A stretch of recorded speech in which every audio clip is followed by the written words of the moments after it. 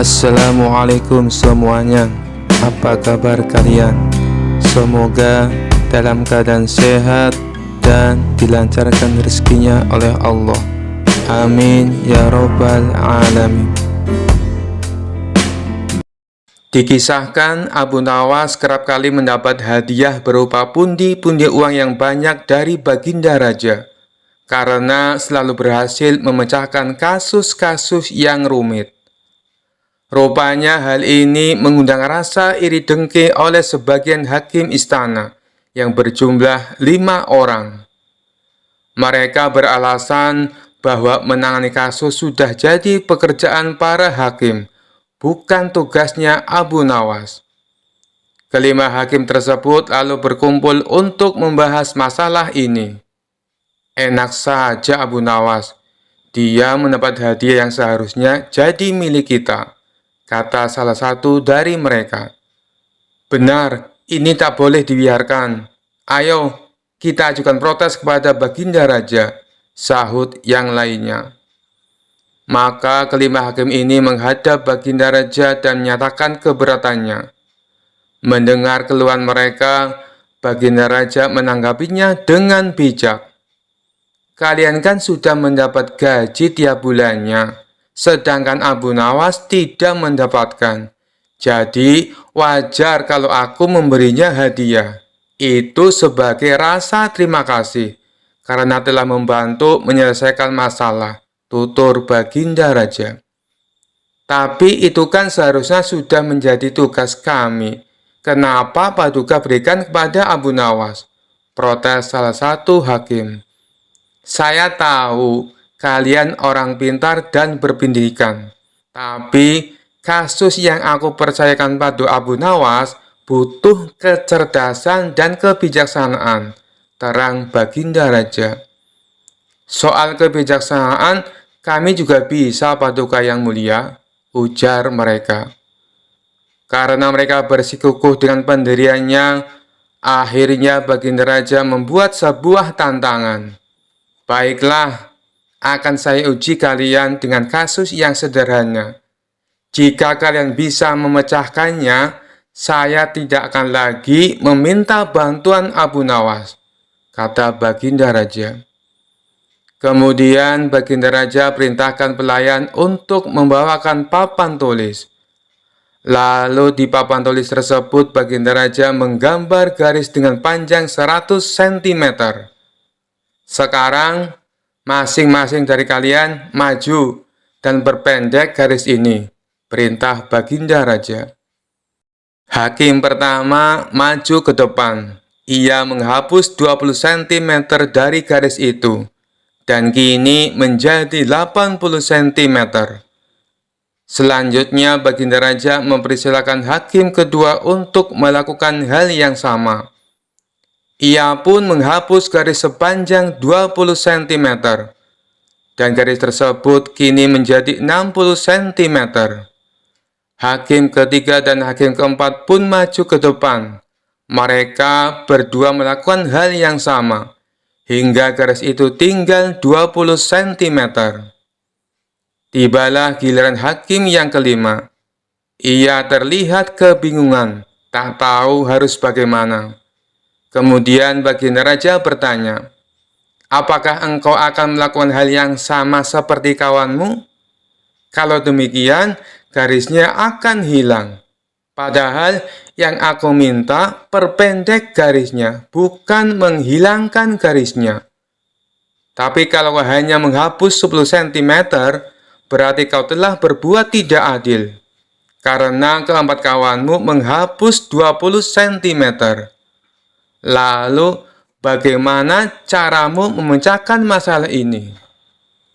Kalau engkau kebingungan, silakan kamu tanya pada keempat kawanmu, ujar baginda raja.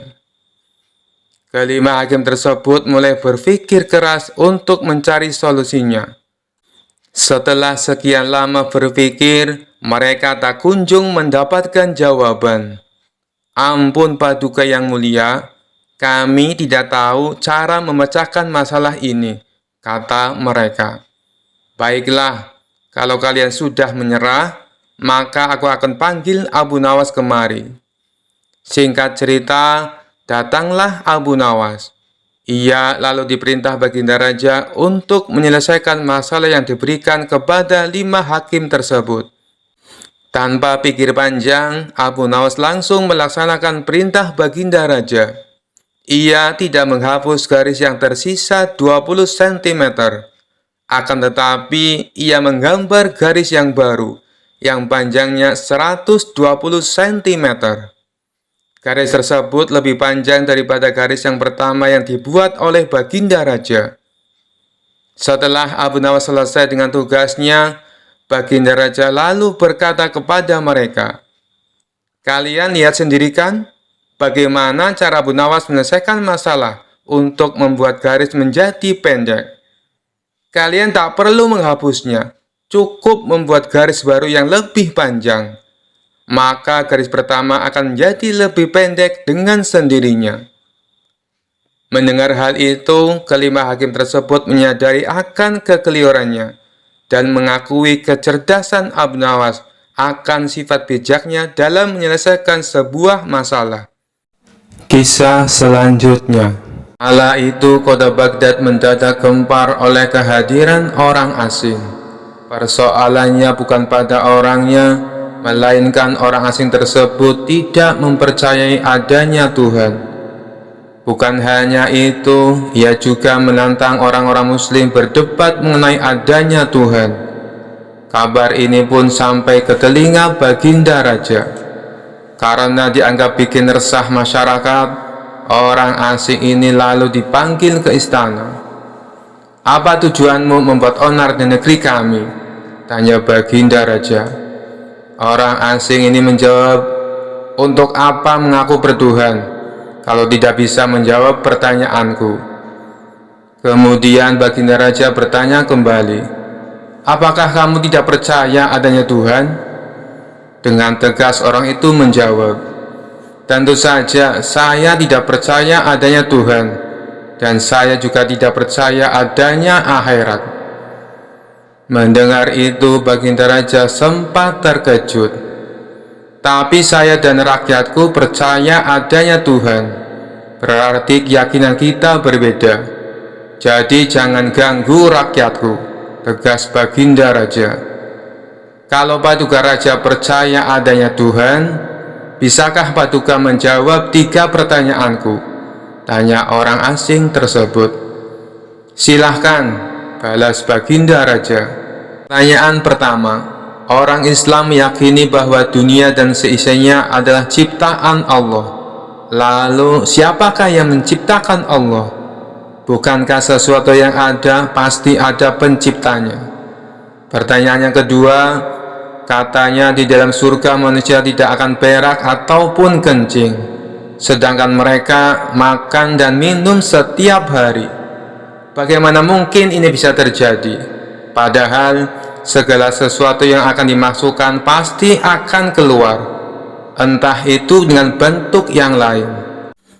Dan pertanyaan yang ketiga, orang Islam meyakini kalau setan terbuat dari api, tapi katanya setan akan disiksa dengan api neraka. Mana mungkin api bisa menyakiti api? Mendengar pertanyaan orang asing itu, Baginda Raja hanya terdiam. Bisa saja ia menjawab berdasarkan hadis dan Al-Quran, tapi karena yang dihadapi adalah orang yang tidak percaya Tuhan, maka dijawabnya harus dengan logika. Kemudian salah satu menterinya membisikkan kepada Baginda Raja, "Paduka, kalau soal beginian serahkan saja pada Abu Nawas. Ia pasti bisa mematahkan argumen orang asing itu." Baginda Raja menyetujui usulan menterinya. Maka dipanggillah Abu Nawas ke istana. Singkat cerita, Abu Nawas pun datang menghadap Baginda Raja. Ia lalu dipersilakan duduk di sampingnya. "Ada apa, Paduka? Kenapa tiba-tiba memanggil hamba?" tanya Abu Nawas. "Begini Abu Nawas, orang asing ini tidak percaya adanya Tuhan, dan dia mengajukan 3 pertanyaan, tapi jawabannya harus masuk akal," ujar Baginda Raja. Sekilas Abu Nawas menatap orang asing tersebut. Oh, ini orangnya yang bikin gempar kota Baghdad, pikir Abu Nawas. Abu Nawas lalu menghampiri orang asing itu dan duduk tepat di hadapannya. Silakan, apa yang ingin kau tanyakan? Ucap Abu Nawas dengan penuh percaya diri. Orang asing tersebut memulai pertanyaannya. Anda sebagai orang muslim tentu percaya bahwa segala sesuatu, baik yang terlihat maupun yang tidak terlihat, pasti ada yang menciptakan. Iya, tentu saja, saya percaya, jawab Abu Nawas. Sekarang saya mau bertanya, siapakah yang menciptakan alam semesta dan seisinya? Tanya orang asing itu. Yang menciptakan alam semesta dan seisinya adalah Allah, Tuhan saya, jawab Abu Nawas. Oh, baiklah. Lalu siapakah yang menciptakan Allah? Bukankah tadi Anda mengakui bahwa segala sesuatu, baik yang terlihat maupun tidak terlihat, pasti ada yang menciptakan? Tanya orang asing itu kembali. Sejenak Abu Nawas terdiam. Ia pun lalu berkata, Anda pasti tahu kalau kami selaku orang Islam mengakui hanya ada satu Tuhan. Kita istilahkan saja Tuhan dengan angka 1. Sekarang gantian aku yang bertanya. Angka 3 berasal dari angka berapa? Tanya Abu Nawas. Angka 3 berasal dari angka 2 ditambah 1, jawab orang asing tersebut. Tepat sekali. Kalau angka 2 berasal dari angka berapa? Tanya Abu Nawas kembali. Angka 2 berasal dari angka 1 ditambah 1, jawab orang asing itu. Benar sekali. Sekarang, kalau angka 1 itu sendiri berasal dari angka berapa? Tanya Abu Nawas. Orang itu kaget dengan pertanyaan tersebut. Ia hanya terdiam tak bisa menjawabnya. Kemudian Abu Nawas berkata kembali, pada intinya semua angka pasti ada awalnya. Entah itu angka 5, angka 4, ataupun angka 10. Dan angka-angka tersebut diibaratkan alam semesta ciptaan Allah. Apabila kamu bertanya siapa yang menciptakan Allah, sama halnya saya bertanya dari mana angka 1 itu ada. Kamu pasti tidak akan bisa menjawabnya, jelas Abu Nawas. Orang itu pun langsung terdiam merenungi kata-kata Abu Nawas. Untuk jawabanmu atas pertanyaanku yang pertama masuk akal juga. Sekarang pertanyaan yang kedua. Kalian sebagai muslim pasti meyakini kelak hidup di surga tidak akan berak dan kencing. Padahal di sana kalian makan dan minum setiap hari. Mana mungkin itu bisa terjadi? Jelaskan padaku, tanya orang asing tersebut. Baik, akan saya jelaskan. Selama kamu dalam kandungan rahim ibumu, tentunya kamu makan dan minum, bukan? Karena menurut ilmu medis, seorang janin memakan sesuatu yang dimakan ibunya. Lalu ketika kamu dalam kandungan ibumu selama 9 bulan, apakah kamu pernah berak ataupun kencing? Untuk kedua kalinya, pertanyaan orang asing itu bisa dijawab dengan mudah oleh Abu Nawas. Baik, jawabanmu masuk akal. Sekarang pertanyaan terakhir. Kalian sebagai muslim pasti meyakini kalau setan terbuat dari api dan neraka juga terbuat dari api. Tapi yang membuat saya heran, katanya setan akan disiksa dengan api neraka. Mana mungkin api bisa menyakiti api? Itu hal konyol yang pernah saya dengar, ujar orang asing tersebut. Bisakah kamu menjelaskannya? Tanyanya kemudian. Sebelum aku menjawab pertanyaan yang terakhir, aku ingin kita saling berjanji. Apapun jawabannya, kamu tidak boleh marah, pinta Abu Nawas. Tentu saja saya tidak akan marah, apalagi kalau jawabannya masuk akal, balas orang asing tersebut. Tiba-tiba Abu Nawas menampar pipi orang asing itu dengan sangat keras. Baginda Raja dan orang-orang yang hadir terkejut dibuatnya. Hei, apa-apaan ini? Kalau tidak bisa menjawab, jangan emosi. Apalagi sampai main pukul kayak gini. Protes orang asing itu. Siapa yang emosi? Itu tadi adalah jawaban saya. Apakah tadi kamu merasakan sakit? Tanya Abu Nawas. Tentu saja saya sakit, jawab orang itu sambil memegang pipinya. Coba kamu perhatikan tangan saya. Bukankah tangan saya terbuat dari tulang dan daging? Begitu juga dengan pipi kamu. Tapi ketika tangan saya ditamparkan ke pipi kamu, kamu langsung kesakitan. Itulah gambaran sederhana.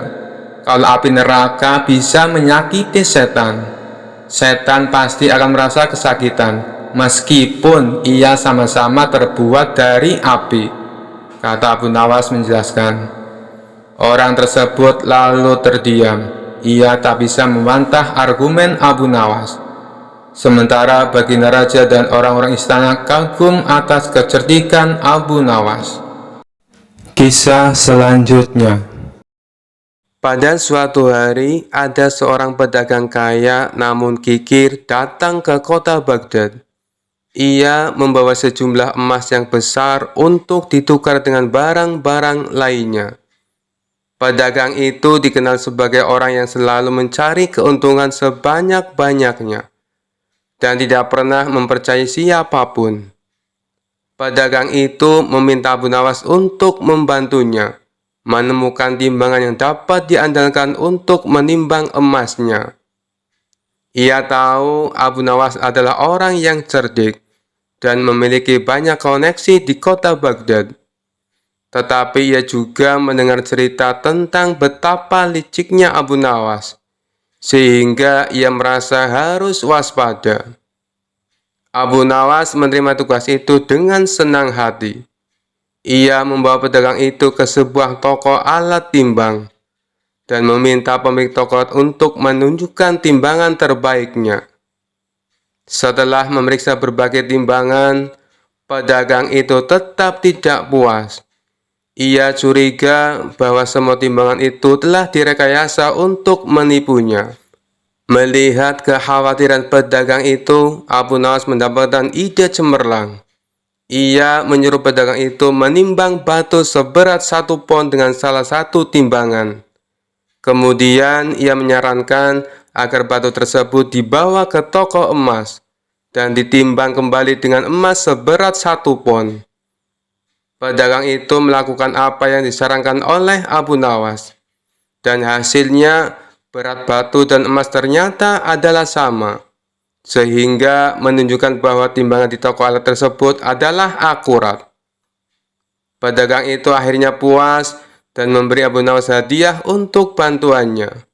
Namun, ia tidak pernah menyadari bahwa semua itu adalah akal cerdik Abu Nawas untuk membuatnya percaya pada timbangan di toko tersebut. Kisah selanjutnya. Dikisahkan pada saat itu Harun al-Rasyid menunjuk kawannya untuk menjabat sebagai gubernur di kota Abu Nawas tinggal. Namun sayangnya orang yang ditunjuk ini menyalahgunakan jabatannya. Dengan sewenang-wenang dia memerintahkan para prajurit untuk menangkap para sastrawan yang dianggap pintar. Setelah beberapa sastrawan berhasil ditangkap, mereka dihadapkan kepada gubernur yang baru itu. Satu persatu di antara mereka ditanya oleh sang gubernur. "Menurutmu, saya gubernur yang adil atau zalim?" tanya sang gubernur. "Anda adalah gubernur yang zalim," jawab sastrawan yang pertama. Sang gubernur terperanjat dengan jawaban tersebut. "Apa alasanmu?" tanya sang gubernur.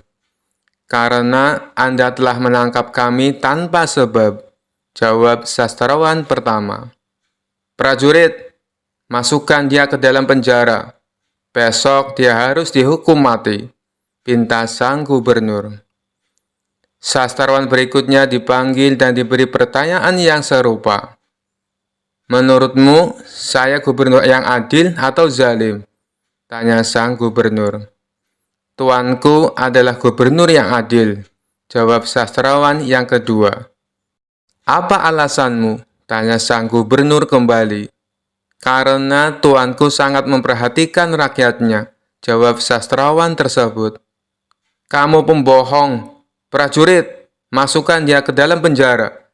Besok dia harus dihukum mati, kata sang gubernur.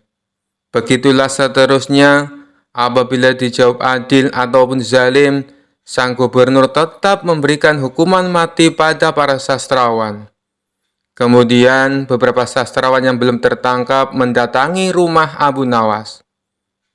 Tolonglah kami Abu Nawas, beberapa kawan kita dijatuhi hukuman mati, kata mereka penuh khawatir.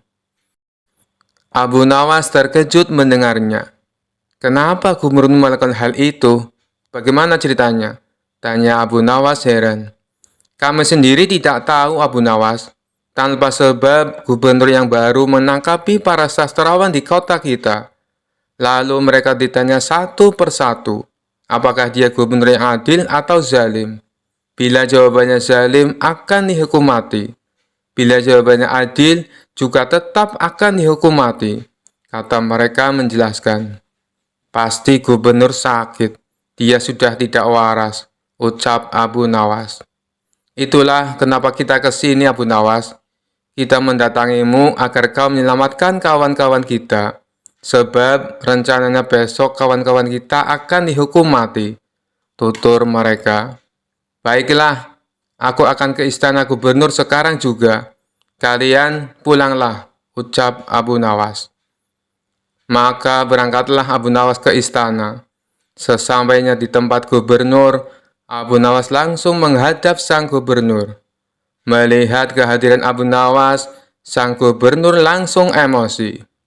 Ngapain kau datang ke istanaku? Tanya sang gubernur. Saya mendengar kabar Anda menyuruh beberapa prajurit untuk menangkapi para sastrawan pintar di kota ini. Tapi kenapa aku tidak ditangkap? Saya sangat tersinggung, jawab Abu Nawas. Oh, jadi kamu menganggap dirimu bagian dari mereka? Tanya sang gubernur. Tentu saja, masyarakat di kota ini tahu siapa aku. Aku adalah sastrawan terpandai di kota ini, balas Abu Nawas. Baiklah, Algojo, tangkap Abu Nawas dan penggal lehernya, perintah sang gubernur. Tunggu dulu, sebelum leherku dipenggal, perintahkan Algojomu agar jangan sampai merusak rambutku, sebab aku baru saja keluar dari tukang cukur, sahut Abu Nawas. Mendengar itu, sang gubernur langsung tertawa terpingkal-pingkal. Itulah jiwa kesatria yang aku kagumi darimu. Aku mengampunimu Abu Nawas, kata sang gubernur. Bolehkah aku meminta satu permintaan? Tanya Abu Nawas. Apa permintaanmu? Katakan saja, jawab sang gubernur. Saya juga minta pengampunan untuk kawan-kawanku, pinta Abu Nawas. Sejenak sang gubernur terdiam. Aku akan mengabulkan permintaanmu, tapi ada syaratnya. Kamu harus bisa menjawab 3 pertanyaanku, ujar sang gubernur. Baik Tuan, saya siap menjawabnya, sahut Abu Nawas. Menurutmu, aku gubernur yang adil atau zalim? Tanya sang gubernur. Tuan bukan gubernur yang adil, bukan pula gubernur yang zalim. Orang-orang yang zalim itu adalah kita. Sedangkan Tuan adalah pedang keadilan yang membalas kezaliman, jawab Abu Nawas. Luar biasa, jawabanmu sungguh menakjubkan Abu Nawas. Sekarang pertanyaan yang kedua, mana yang lebih bermanfaat, matahari atau bulan? Tanya sang gubernur. Matahari terbit di siang hari bersamaan dengan terangnya dunia. Maka menurutku matahari kurang bermanfaat. Sementara bulan terbit di waktu malam yang menerangi dunia dan menjadikannya seperti siang. Maka menurutku manfaat bulan lebih besar, jawab Abu Nawas. Sang gubernur pun tertawa dengan jawaban Abu Nawas, meskipun nyeleneh tapi masuk akal. Baiklah Abu Nawas, sekarang pertanyaan yang terakhir. Menurutmu warna angin itu apa? Tanya sang gubernur. Warna angin itu merah, Tuan, jawab Abu Nawas enteng. Apa alasanmu? Tanya sang gubernur kembali. Kalau kita masuk angin, lalu badan kita dikerok, pasti akan muncul warna merah pada tubuh kita.